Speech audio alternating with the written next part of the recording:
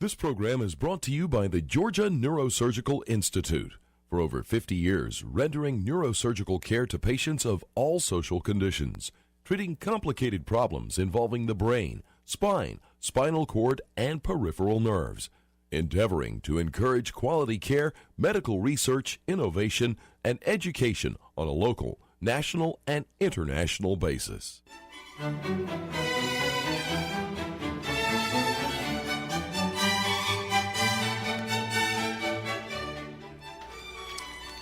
Good evening. My name is Joe Sam Robinson. It's my pleasure to have with us tonight Judge Tom Engel.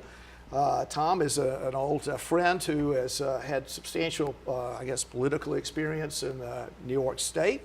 He's visiting with us. And Tom, I enjoyed speaking to you in our last show. We had very good discussion about some of the issues that trouble New York State. So nice to have you again. Well, it's nice to be back with you. You know, as I indicated, we had a little earlier conversation. You're a well-regarded guy. You're actually a leading light in the New York City bar, many adventures, and I'm going to ask you a few questions about what you would do to improve the United States of America.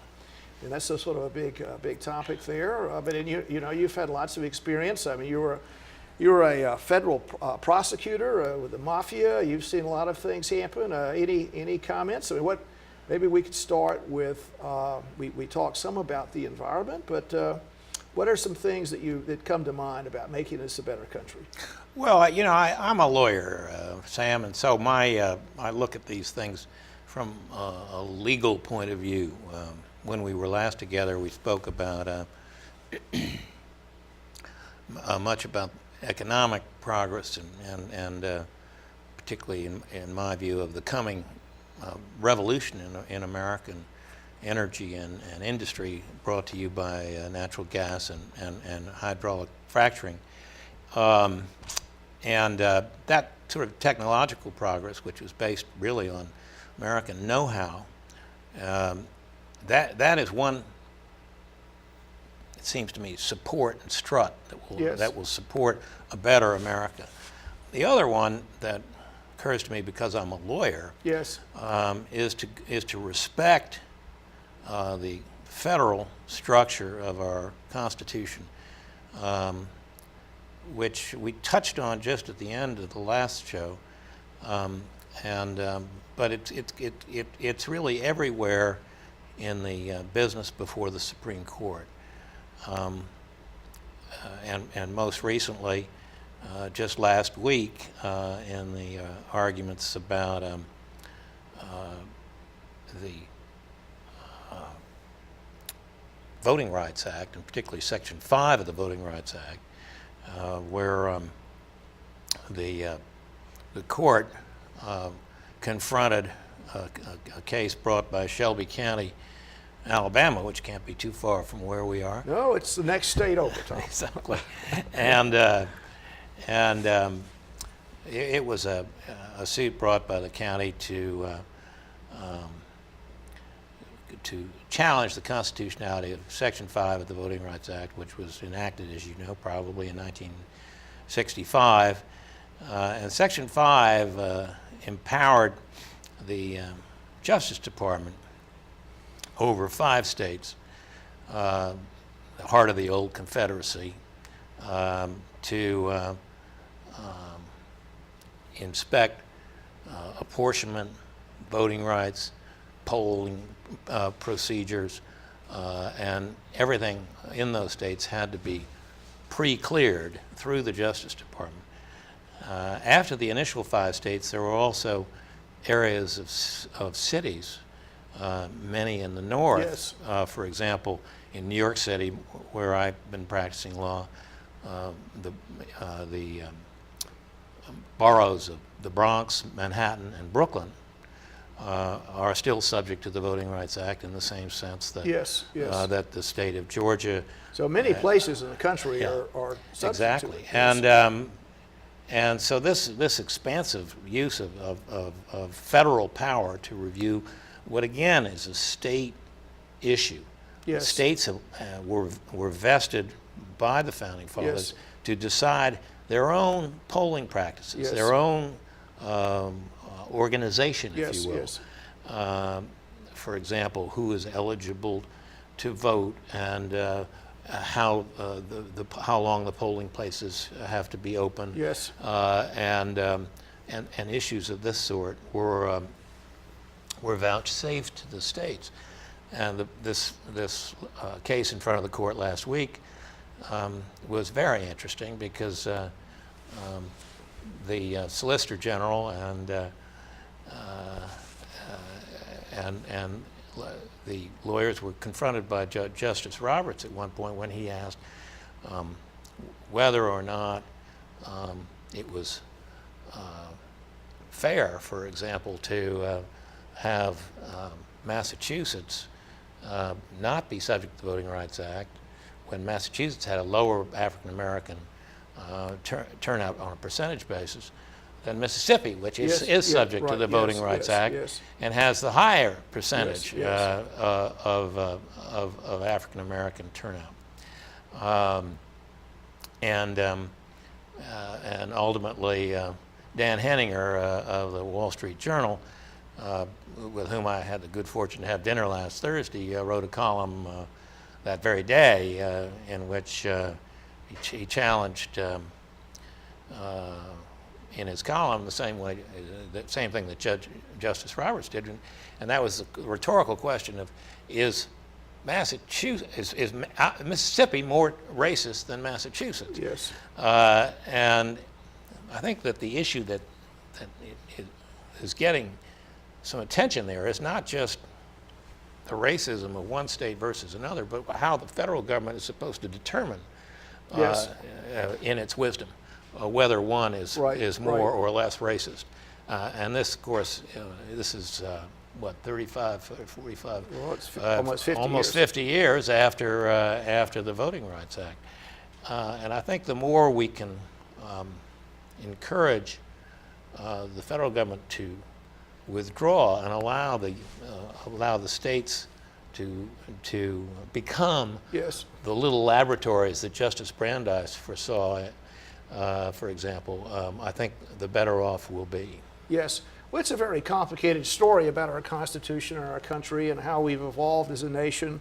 Certainly, I think in 1965, most people would say we certainly needed that. I mean, it was a very useful document, and the Constitution does guarantee a Republican form of government for everyone. Everyone needs access to the ballot box, and certainly in the South, this was there were all kinds of limitations that stopped equal access to voting.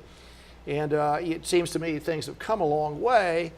What happens, just to ask the question, in a state not covered by the Voting Act, if there's any allegation of impropriety excluding any particular group from voting? I mean, what does happen? I mean, is there gerrymandering going on in some of those states outside the purview of the Voting Rights Act? I mean, is there any, I mean, what's it like on the other side of the fence? Well, gerrymandering has been with us since the early days of our republic.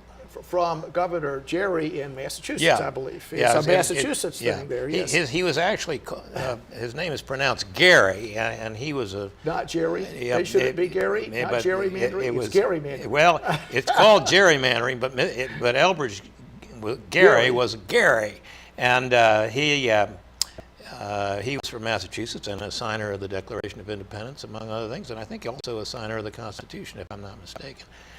And gerrymandering has always been with us, and the court has wrung its hands many times about this. The product of the Voting Rights Act, for example, has been to guarantee minority districts, or in cities sometimes guarantee city council seats for minorities.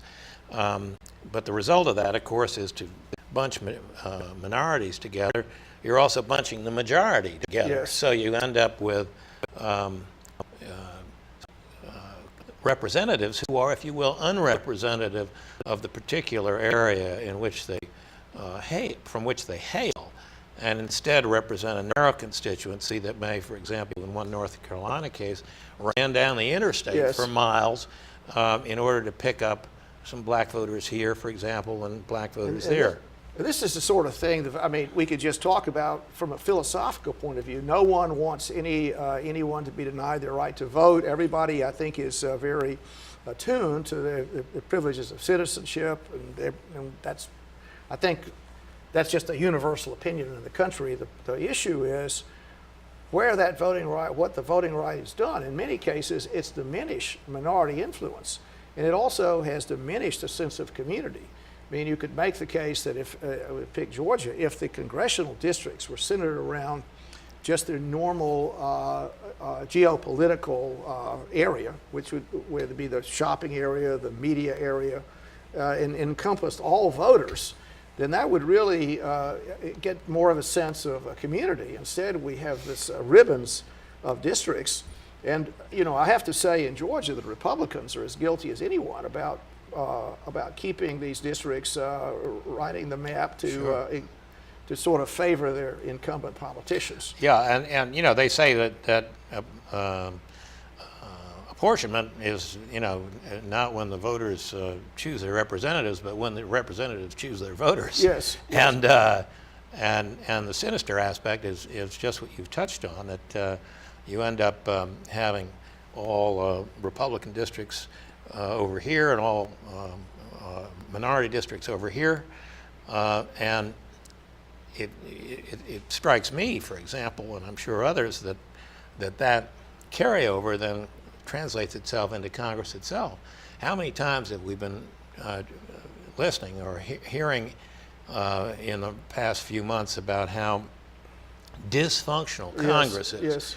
And the trouble is that all the Republican congressmen are way over here on the right, and all the Democratic congressmen are way over here on the left.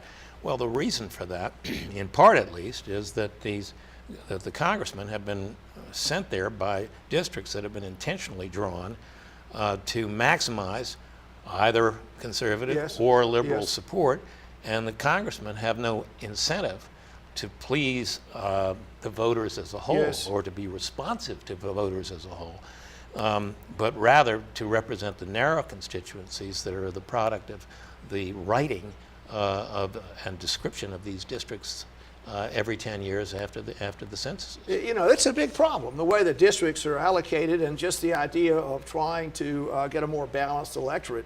It appears to me one of the issues we have with the train wreck in Washington about the two parties competing with one another, and we have our national budget in jeopardy, we have this in jeopardy, we have that in jeopardy, is if you're a congressman and you're from a district that has been gerrymandered to basically preserve make it the majority, your party is the majority party there no matter what, then your only danger would be that if you're a Republican, ran to the right of you, or if you're a Democrat, ran to the left of you. So it makes the politicians far more extreme, and this is the sort of thing that in many ways is an inadvertent result of this Voting Rights Act, which started out as a good thing, but now has a lot of encumbrances to our national dialogue. I think that's a fair statement. Justice Scalia got in a little trouble with some of the liberal journalists by calling this a racial entitlement during the argument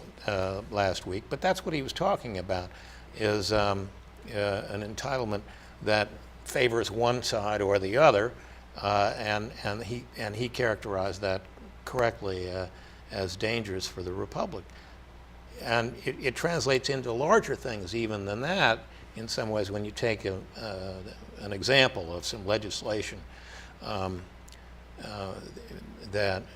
let's take the Affordable Care Act, so-called Obamacare, which I'm sure you as a doctor know as much or more about than I do. But when the president was elected in 2008, he found himself with a Democratic Congress and a Democratic Senate, and instead of having a collegial view and passing a major piece of legislation that would have been sponsored by Republicans and Democrats alike, he seized the moment of this absolute majority to pass this legislation without any meaningful Republican support. And the result was that the legislation itself became politically vulnerable and the target of attacks. Now, while it was sustained by the Supreme Court, and particularly by Justice Roberts, as a tax, much of what the court did otherwise, and in particular unwinding the compulsory nature of the state signing up for Medicaid, is a counteroffensive to support a more federal system where states have more and greater responsibility for their own citizens than the statute as passed contemplated. So it's interesting because this tension between the political tension that apportionment creates not only goes to the dysfunction that people see in Congress, but it goes into the legislation and then it ends up before the Supreme Court. And the reason it does so is that the extremes of the parties have been encouraged by the kind of malapportionment that we've discussed. And we really need to be on the same team, if I could say it that way. And the French have a different view of the way they treat their citizens. So it's just everybody is the same, and there are no protected classes. It's 1, 2, 3. Everybody has the same treatment as a French citizen, and you could wonder whether or not that system might work better, particularly as our country gets more complicated. If we try and have a lot of protected classes, then they just collide with one another, kind of like the Austro-Hungarian Empire, and it causes sort of an identity outside of that of being an American citizen. I mean, that's an issue. Yeah. Trying to have everyone treated the same, no matter what, it would be a pretty good thing, at least from the French point of view, I would say. Yeah, absolutely. I mean, the French point of view really. I hate to give them too much praise, but this one moment I'll say that. I have to say something nice about them occasionally. Yes. That descends from the proudest claim of a Roman, which was civis Romanus sum. I am a Roman citizen. And the Roman Empire, of course, extended much further even than the Austro-Hungarian Empire. Yes. But it managed to create that sense of citizenship that it was first and foremost. And I think the French are, if you will, a somewhat pale imitation of that.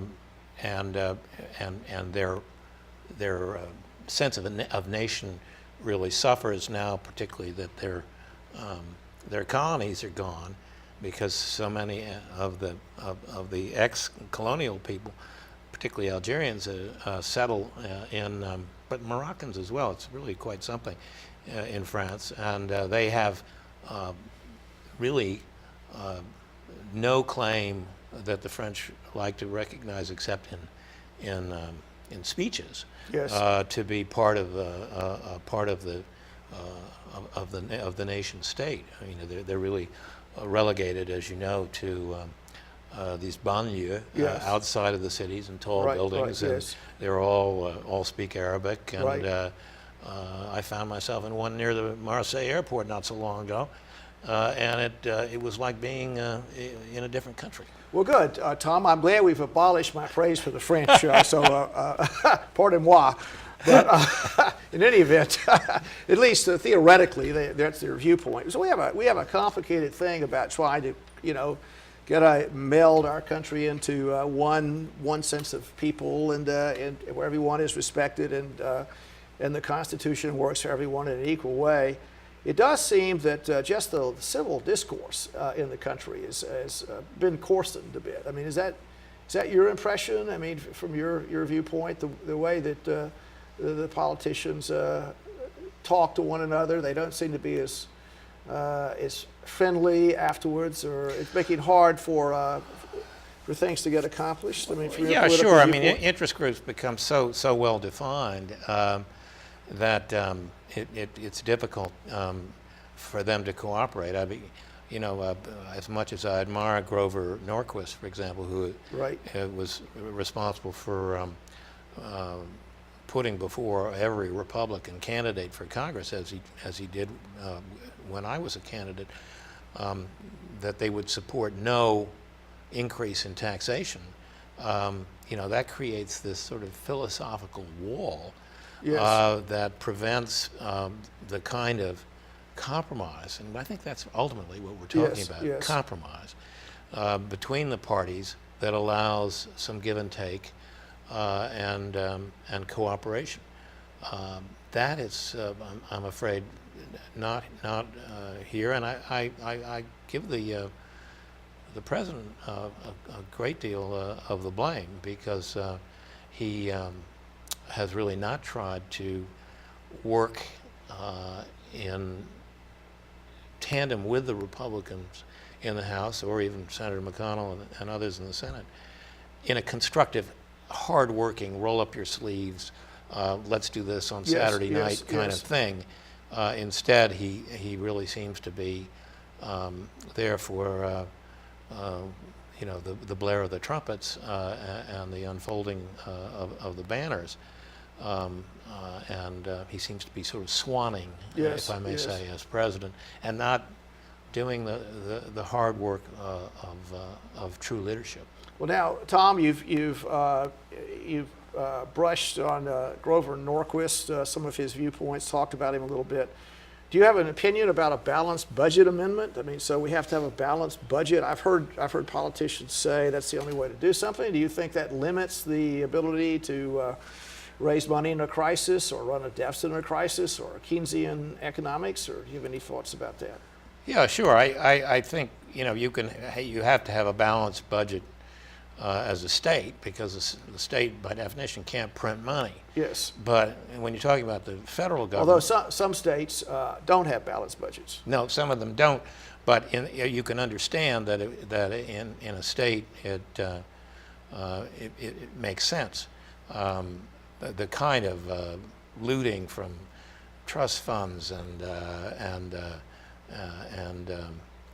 borrowing from Peter to pay Paul that you see in the state of New York, for example, is really laughable. The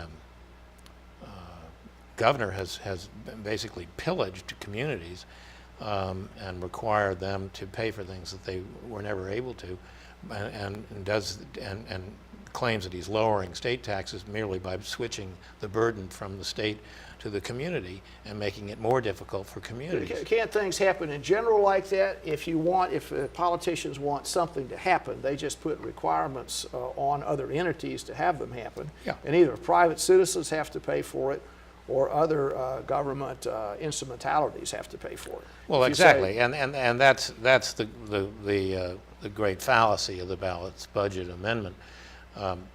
Governments need flexibility, and I would be the first to agree with that. Now, I'm not an economist, but it strikes me that every time you had to balance a budget, every time you submitted a budget, you'd have constitutional as well as legislative issues. Just creates a greater burden. Yes. And a burden that would again frustrate the kind of compromise that's needed. And so I think the balanced budget is really a chimera and nothing that will either solve our problems or advance the country. Now, Tom, I started out by asking what you would suggest to what the country needed to do. What about the enormous deficit we're running? Do you have any back of an envelope solutions for that? I mean, we're borrowing huge amounts of money from the Chinese, other places. We have issues about cutting entitlements, raising taxes. Is there any easy path through the forest on this that you see? I'm not an economist, but I was privileged the other night in New York to introduce a gifted author, a woman named Amity Shlaes, who's just come out with a very interesting biography of one of my heroes, Calvin Coolidge. Oh, yes. And Calvin Coolidge, with his... He was a rather terse fellow, was he not? Yes, he was. He was. And there are many famous stories about him, but he was also quite funny. Yes. And his Secretary of the Treasury was Andrew Mellon of the famous Mellon family. Yes. And their view was that by cutting taxes, you actually increased revenue. this became, I think, known as the Laffer Yes, yes. curve, and it was adopted by a Democratic president quite well, by President Kennedy, and then again by President Reagan. Now, it seems to me that kind of growth that was produced in each instance after lower taxes were lower tax rates, lower Yes. marginal tax Right, rates yes. were granted. That kind of growth is what we're looking for. And the other thing that Coolidge was famous for was cutting spending. Yes. And the prosperity of the 20s, which I think Amity Shlaes's book will encourage us to revisit, Yes. was not an accident, because what it did was it created more money, Yes. more money in the economy, more Right. jobs, Yes, more yes, growth, and at the same time cut the amount Yes. that the government took out of that, Yes. which is, after all, not creative, free Yes. enterprise growth Yes, kind of yes, money, yes, yes. but is restricted by government and by politics. So if I have an answer for you, it would be to follow Calvin Coolidge. Well, now, there's one final comment, Tom. The 30s came after the 20s.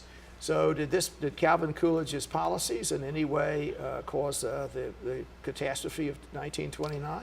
Well, I think the thesis of the book is that that the depression that lasted so long afterwards could easily have been corrected by cutting spending. Instead, Hoover, who was in Coolidge's cabinet, but whom Coolidge derided as his nickname for him was Wonder Boy. Yes. Hoover and then after him, Roosevelt, went into these great government programs to try to end the Depression, when what was needed was, frankly, was continued lower taxes. And of course, the Smoot-Hawley tariff came in at the same time, and that was a real blow in 1930. So I think that the thesis that I would submit is that that government policies, and I would certainly include this president's policies, were anti-growth in the 30s, beginning with Hoover and going right through Roosevelt, and also with President Obama. And what we need are lower marginal tax rates and much less spending. I think we're going to see out of the sequester, now that we've managed to survive one sequester, we'll be able to survive some more, and the people will realize that we can cut the budget and cut the spending without really harming the welfare of the people of this country. Well, thank you so much, Tom. It's been great having you with us tonight, and look forward to talking to you some more. Thank you. Thank you very much, Sam. Nice being here. Nice. Thank you.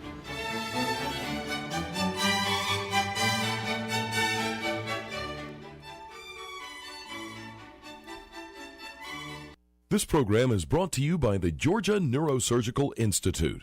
For over 50 years, rendering neurosurgical care to patients of all social conditions, treating complicated problems involving the brain, spine, spinal cord, and peripheral nerves, endeavoring to encourage quality care, medical research, innovation, and education on a local, national, and international basis.